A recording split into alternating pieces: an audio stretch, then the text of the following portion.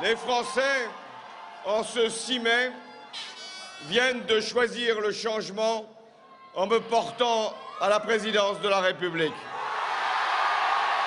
Moi, président de la République, je ne serai pas le chef de la majorité. Je ne recevrai pas les parlementaires de la majorité à l'Élysée.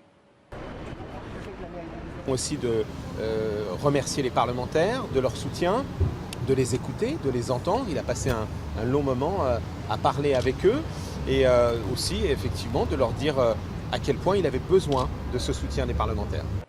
Moi, président de la République, je ferai fonctionner la justice de manière indépendante. 20 000 exemplaires vendus, un procès et désormais une polémique sur l'indépendance des magistrats. Lors de la sortie de l'ouvrage en septembre, Valérie Trierweiler porte plainte pour diffamation et atteinte à la vie privée. Coup de théâtre, RTL révèle que le chef de l'État a écrit une lettre dans ce dossier. Un document manuscrit sans en-tête de l'Élysée et signé de sa main, daté du 25 novembre dernier. Une intervention inacceptable dans les affaires de la justice, estime l'avocat des auteurs du livre. Moi, président de la République, les ministres ne pourront pas cumuler leurs fonctions avec un mandat local, parce que je considère qu'ils devraient se consacrer pleinement à leurs tâches. Après un an de suspense, François Hollande a finalement tranché. La loi sur le non-cumul des mandats s'appliquera, mais après son quinquennat. Moi, président de la République, il y aura un code de déontologie pour les ministres qui ne pourraient pas rentrer dans un conflit d'intérêts. Les yeux dans les yeux. Est-ce que vous avez eu un compte en Suisse ou pas?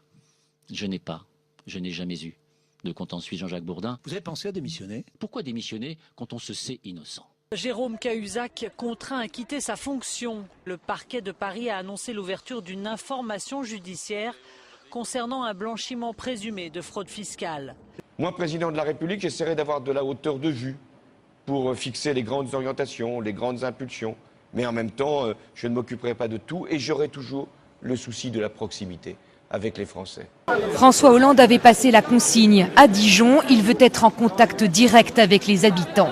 Mais très vite, le ton monte. Monsieur Hollande, elles sont où les promesses? Hein? Allez, elles sont où?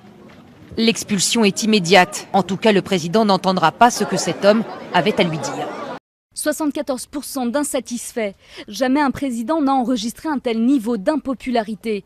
Une première depuis 1958, date de création de la Ve République. C'est un échec. Changement!